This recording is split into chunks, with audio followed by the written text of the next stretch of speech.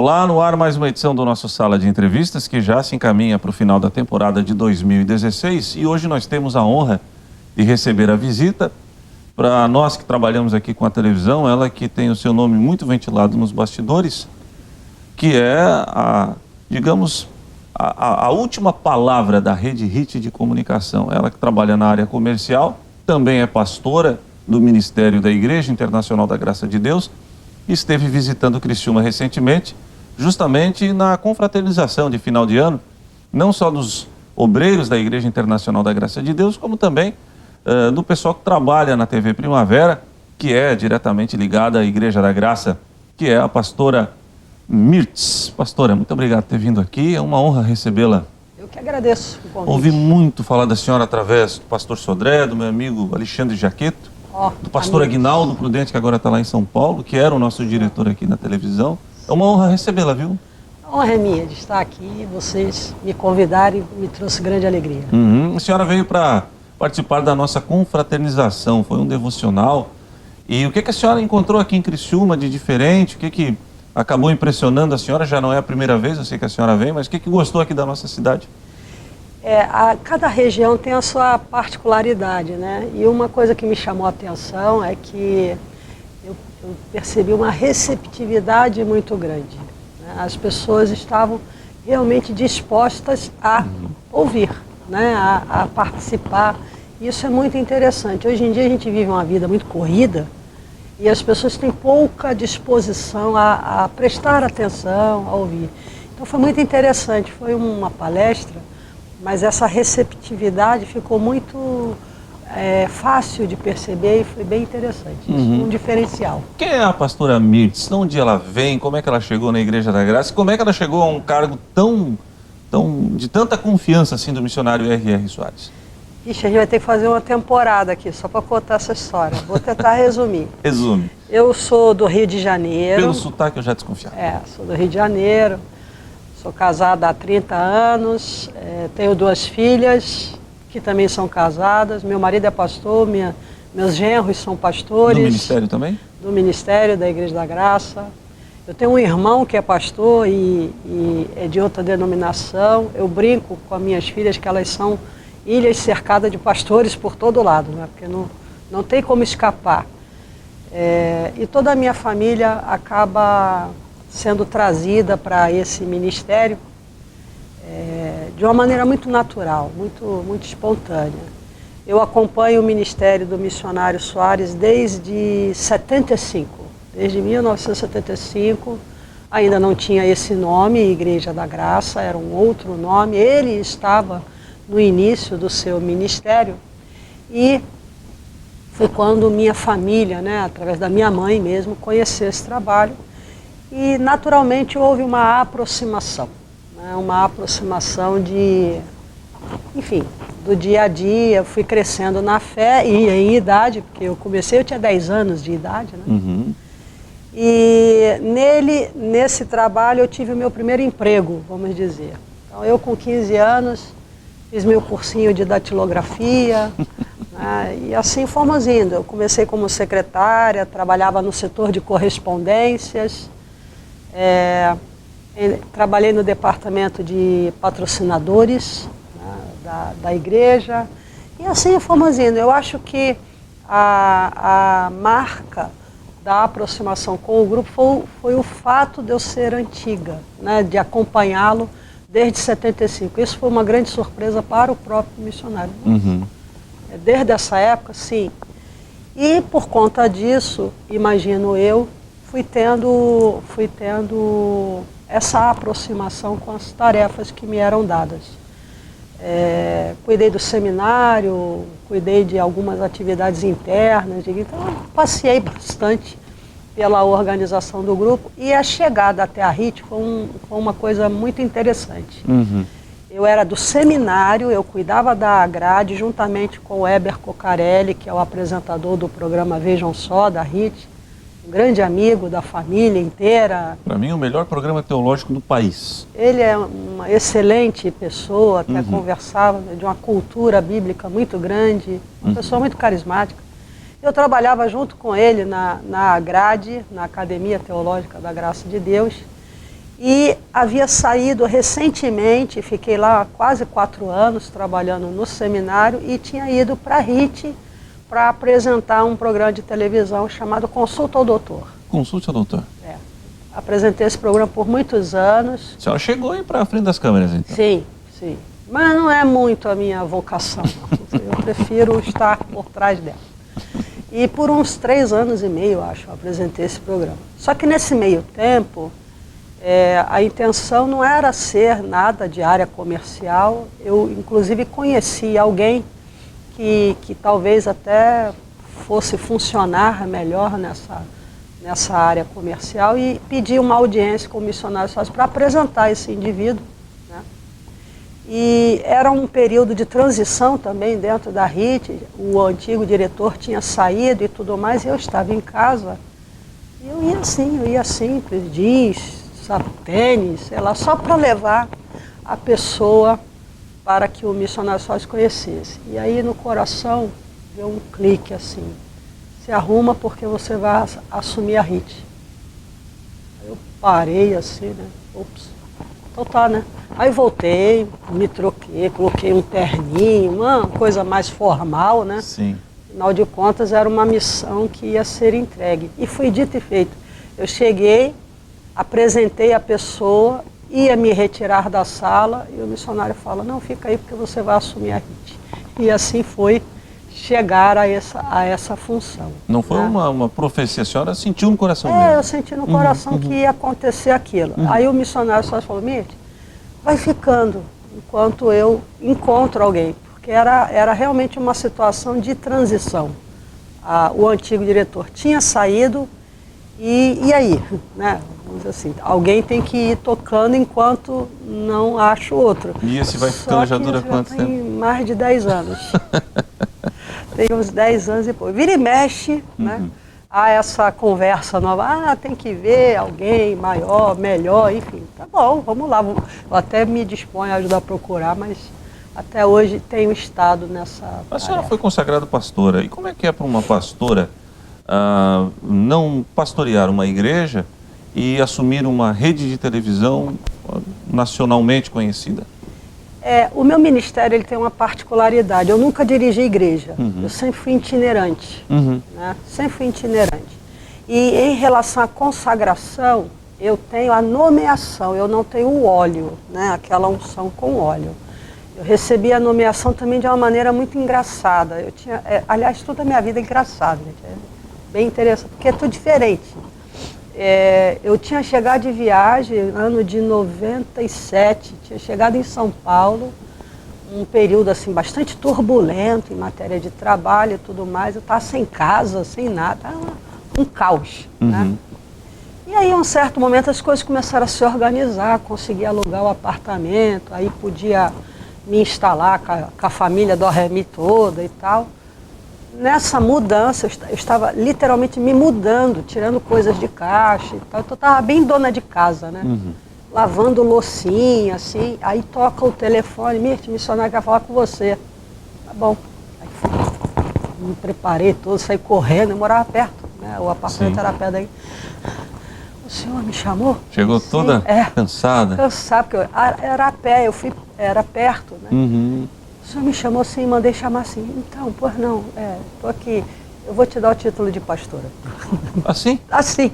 Então não teve festa, não teve cerimônia, não teve fogos, nada disso. Tá? É assim que comunica? Foi assim eu fui comunicada, é uma coisa interessante. E o missionário, ele tem muito disso, pastora, de atitudes repentinas? Eu ele acho, surpreende? Ele surpreende. Ele tem umas inspirações, né, uns insights, assim, e ele acaba surpreendendo. E junto com a nomeação, ele me deu um trabalho. Você vai cuidar dos empresários. Né? Na época, eu e o meu marido, né? Então a gente recebeu a primeira missão, eu recebi a primeira missão logo após a nomeação, vamos dizer assim. Eu vou te dar o título de pastor e você vai cuidar do grupo de empresários que era ali da sede. Isso não durou muito tempo, logo em seguida eu fui para a Agrade, nesse período. Então, assim, o meu pastorado, ele é um pouco diferente, né? Eu nunca tive à frente de uma igreja, né? Eu sempre tive trabalho. O meu setor, inclusive, tem um nome dado pelo próprio missionário: Projetos Especiais. Projetos especiais. Eu sou do departamento de projetos especiais. E o que consiste? Toda e qualquer coisa que seja dada, né? Eu já tive em área política, já estive no seminário, como falei, estou na parte comercial da RIT, e eu vou perambulando assim por projetos especiais, e o tempo que eles durarem é o tempo que eu ficarei neles, né? Não tem assim uma definição prévia. Caiu meu microfone. Pode. E essa tarefa multifacetada, vamos dizer assim, ela é muito enriquecedora. Eu não sofro de rotinas, nem de monotonia. Minhas tarefas são sempre variadas. Você está sempre viajando o país, não? Eu viajo menos hoje. Ou fica mais em São Paulo mesmo? Não, já passei períodos em Brasília, já passei períodos em Campinas. Eu viajo também muito por causa do trabalho da igreja. Uma outra característica assim, do meu pastorado é cuidar, eu tenho um carinho grande pelos pastores e famílias. São soldados. Eu sou filha de militar. E eu sempre percebi na aeronáutica, eles dão um suporte para o militar, mas ele também dá um suporte para a família daquele soldado, daquele militar. E meu pai era militar e eu via muito isso. Eu não tinha essa consciência, mas eu percebia isso. E penso que essa influência veio para o meu trabalho. Eu tenho um carinho grande pelos pastores. Eu considero o pastor um soldado em combate. E num combate, você também pode ser ferido, você também pode ser atingido, né? E isso requer cuidados. A gente vê muito esses filmes de guerra, um soldado ajudando o outro, socorrendo o outro, carregando o outro. Eu tenho um carinho muito grande por essa parte. E o pastor, ele é um soldado em combate porque ele tem que ir para uma batalha para resgatar, né, literalmente resgatar pessoas das mãos do maligno, porque assim nós cremos. Né? E é uma tarefa que desgasta, e eu sempre tenho algo assim para compartilhar com eles que possa servir aí de curativo, de água fresca. Eu gosto de um versículo que fala que como água fria para o sedento é a boa notícia vinda de terra distante. Então eu sou essa pessoa que vem de uma terra distante, que traz uma botija de água fria para alguém que esteja ali mais cansadinho. Né? Que bom. O meu ministério ele é mais nessa área, não tem assim um endereço fixo, mais itinerante. Tá bom. Mas nós vamos fazer o seguinte, nós vamos para o nosso intervalo comercial e daqui a pouco a gente retorna com a pastora Mirtz, falando justamente sobre já que ela tocou no ministério dela, já que a gente abriu esse papo de atendimento a pastores, socorro, soldado, gostaria de falar um pouquinho mais sobre o evangelho no Brasil, como é que ela está acompanhando toda essa situação, este período de intolerância, a pregação dos tolerantes que se tornam intoleráveis, enfim, mas daqui a pouquinho a gente volta a falar sobre isso aqui no nosso Sala de Entrevistas especial.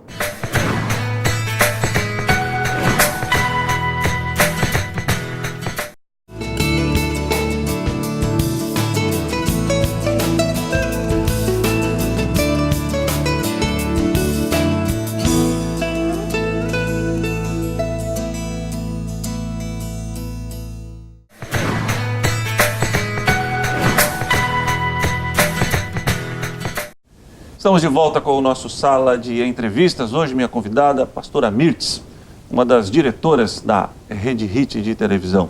Pastora, a senhora estava falando de auxílio aos pastores. Os pastores, eles são tão homens quanto qualquer um. Eles têm sentimentos, eles sofrem tentações, inclusive.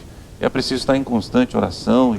E como é que se presta auxílio para quem a igreja enxerga como um super-homem, né? Porque todos da igreja vão pedir auxílio ao pastor, mas poucos se preocupam em dar auxílio ao pastor. É uma situação meio que paradoxal, não, pastor? Mas isso está inclusive na Bíblia. Eu não sei agora falar de cabeça em que versículo, né? mas a Bíblia Sagrada, ela recomenda aos membros da igreja a orar por seus pastores. É verdade. Porque são anjos da igreja, né? Então, esse cuidado já é alertado desde os tempos bíblicos. Os pastores não são super-homens, né? São homens de Deus que foram chamados a dedicar seus dias a serviço de Deus. Mas só para ilustrar, eu esses dias assisti uma entrevista de um médico muito, vamos dizer assim, top, né? Ele era um dos principais pesquisadores sobre tratamento de câncer. E estava assistindo lá o documentário, até que ele foi acometido de um câncer. Então ele era vamos dizer, o presidente de uma instituição de pesquisa que trouxe métodos revolucionários para o tratamento do câncer e que estava com câncer. E ele falava no documentário o seguinte: a dificuldade de confiar, de se abrir. Porque ele era médico, ele conhecia, inclusive, a trajetória da doença. O que ela fazia com o corpo de uma pessoa. Ele sabia o que iria acontecer com ele dali para frente. Exatamente, ele tinha essa noção. Então, uma das maiores dificuldades que aquele médico inteligentíssimo, top de linha, ganhador de prêmio Nobel e tudo mais, era a quem eu vou buscar ajuda. Essa é uma grande dificuldade. E o pastor, ele vive muitas das vezes esse drama. Ele pode estar com uma dificuldade pessoal, familiar, com um filho, né? Porque todos têm família, como a gente falou agora há pouco, todos são seres humanos e sujeitos, né, a situações do cotidiano. E com quem conversar, com quem falar, né, sobre essas questões. E é bastante difícil, porque o membro, de uma certa forma, ele quer aquela torre inabalável. Torre inabalável é Deus, não é o pastor. Ele faz aquela pessoa se aproximar da torre inabalável que é Deus, né, e não aproximar de si mesmo. E não significa que ele está imune, né? Não, não significa. E nós temos um exemplo muito grande e muito perfeito. O próprio Senhor Jesus foi tentado. E ele tinha socorro de quem? Da palavra do Senhor, né? Mas tem um versículo que me chama a atenção, que Deus mandou anjos para confortá-lo e alimentá-lo naquele momento de tentação. Então, o próprio Deus fala, não é bom que o homem esteja só. Para isso ele criou a esposa. Ele fala, é melhor serem dois, porque tem melhor paga o seu trabalho. Quando um tiver caído, o outro vai e levanta. Então, não é errado você ter um suporte. Obviamente, não é por causa disso que a gente vai procurar o erro. Eu vou viver irresponsavelmente porque tem alguém para me socorrer. Porque eu tenho alguém para me socorrer. Exato. Não é nesse sentido. É no sentido, eu gosto muito de um texto, o profeta Elias, depois de vencer lá os profetas de Baal. Aquilo foi muito desgastante. Segundo ali os teólogos, aquela situação de enfrentar os profetas de Baal deve ter durado uns 12 dias ou mais. Então, 48 horas sem dormir. Né? E só assistindo cerimônia, 48 horas, até que ele teve que limpar, a Bíblia fala que ele teve que limpar o altar inteiro. Então tudo aquilo desgasta fisicamente, emocionalmente, psicologicamente. E o que aconteceu com esse Elias depois de tudo isso? Ele entrou num colapso que o fez fugir. A Jezabel o ameaçou e ele saiu correndo para o meio do deserto. Se eu puder colaborar com a senhora, eu vi uma entrevista de um psicólogo.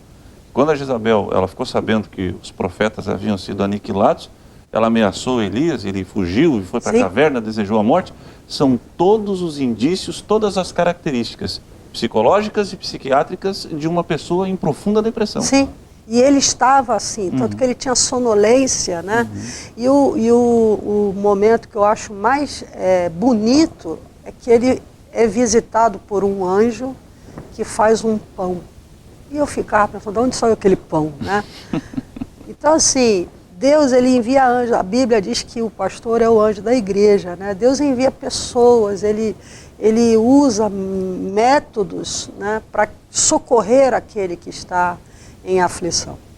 E aí Elias come o pão, toma aquela água e dorme profundamente. Daqui a pouco o anjo vai lá e acorda ele de novo. Ó, você tem que comer porque a tua caminhada é longa.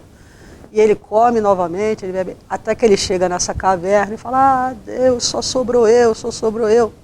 Só sobrou você, eu tenho 7.000 que não se dobraram a Baal. A pessoa quando está nessa aflição, ela não vê alternativas, ela não vê socorro em lugar nenhum, ela se sente falando de um grande profeta, né? De um grande profeta que tinha realizado uma obra extraordinária, né? Ele enfrentou, se eu não me engano, os 450 profetas não eram pessoas assim muito dóceis. Não, terríveis. Eram terríveis, os rituais não eram festas de criança, tem ritual que é bem macabro, que é bem sanguinolento, né? Vamos dizer assim, era uma situação de muito desgaste, muita tensão, muito estresse. E ele foi socorrido por Deus, né? Em toda a Bíblia Sagrada, Deus é o socorro bem presente. Mas ele usa formas e formas variadas de socorrer uma pessoa. Horas ele usa uma jumenta falando, uma sarça ardendo, né? Enfim, uma viúva. Ele vai usando formas e pessoas. O que estiver disponível, Deus usa, né? Tá? Mas o pastor, a pastora, né, a gente tem também muitos ministérios femininos, são seres humanos como qualquer outro. Eles precisam estar bem em Deus para poder exercer a missão que lhe foi dada. E a igreja brasileira, pastora? Olha, hoje a gente vive uma fase, eu acho que na sociedade como um todo, por causa das redes sociais. Né? Eu tenho para mim que a sociedade está desaprendendo a conviver. Impressionante, né? É como se fosse um desaprendizado. Ao invés de uma evolução, em alguns momentos acaba sendo ao contrário. Né? Há um desaprendizado na convivência. E as mídias sociais são muito úteis, não há que se negar isso, assim como quando surgiu a televisão. Haviam denominações que achavam que a televisão era um instrumento de Satanás. Depende, né? Se você for usar para conteúdos malignos que incentive crime, incentive infidelidade, aí realmente está sendo um instrumento do mal. Mas você pode usar. Mas você pode usar, né, para levar o evangelho e levar as boas novas. Então, quando nasceu a televisão, as pessoas tiveram que se adaptar, né, a todos os efeitos colaterais daquela situação. Hoje a gente vive uma revolução na comunicação, eu diria até uma revolução em nível maior, semelhante à revolução industrial lá, quando nasceram as máquinas. Né?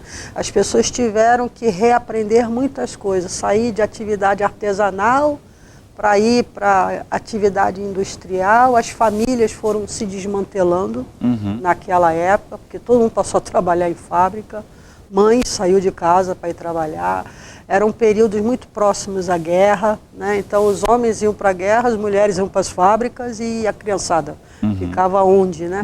Hoje a gente vê muito isso. E a igreja acaba sofrendo o efeito colateral disso. As pessoas que vêm para a igreja hoje têm essa dificuldade mesmo, né? Dificuldade de conviver, de se relacionar. Você comentou sobre intolerância. Essa intolerância ela acaba vindo para dentro das igrejas. E sabe o que me chama a atenção? Que a intolerância vem justamente daqueles que se dizem toleráveis. Eu escrevi um artigo dia desses dizendo que a tolerância dos toleráveis, ela cai por terra a partir do momento que você confronta a ideologia deles. Olha, eu não penso dessa forma, eu sou a favor do aborto. Não, eu sou contra o aborto. Ponto final. Acabou a tolerância daqueles que são toleráveis. A intolerância, é impressionante como a mídia social hoje, eu não sei se ela revela ou ela transformou o ser humano nessa pessoa tão áspera. Eu acho que a mídia social invade. É muito invasiva, né, pastor? Ela invade, ela empurra opiniões goela abaixo. Né? E aí aflora, né, algumas reações. Eu, como todo mundo, tenho acesso a algumas páginas, algumas coisas, e eu vejo publicações que eu gostaria de não ter visto. Né? Esses dias eu estava assistindo um debate jornalístico e um dos repórteres, ele usou uma expressão que eu achei muito interessante. Você não consegue desver. Não tem essa opção. Você não consegue desver. Então, uma foto que é publicada, uma frase que é lida, você não consegue desver. E ele falava mais a respeito da imagem, né? As imagens, as fotos, os vídeos que são publicados. Então eles invadem a sua vida e obrigam você a se posicionar. Então dá uma aparente intolerância, né?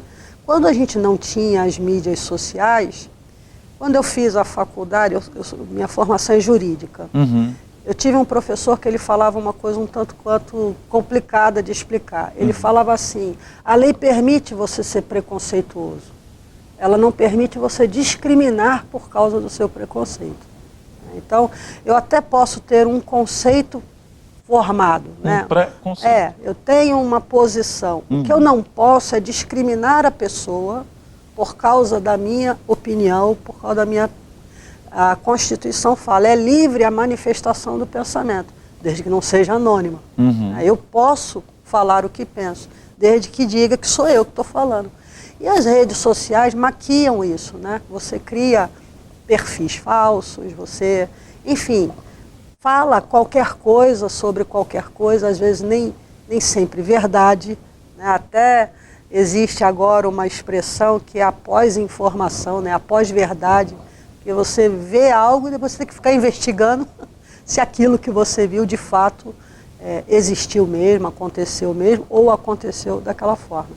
Então, as mídias sociais hoje elas invadem as igrejas e cobram respostas. Você tem que ter tolerância com todo mundo. E aí? O que você pensa? Calma, peraí, eu tenho meu pensamento, né, mas não é dessa forma. Então a intolerância, ela acaba sendo estimulada, eu digo atiçada. Né? As pessoas criam frases polêmicas para atiçar, para fazer você mostrar qual é o seu pré-conceito. Né? E a gente tem vários, desde pequeno. Né? É verdade. A gente tem frases, pronto, diga com quem andas, direi quem és. Né? Então, assim, a gente ouve isso desde a infância, coisa que vem de vó, avô, pai, mãe, assim, e a gente é construído disso.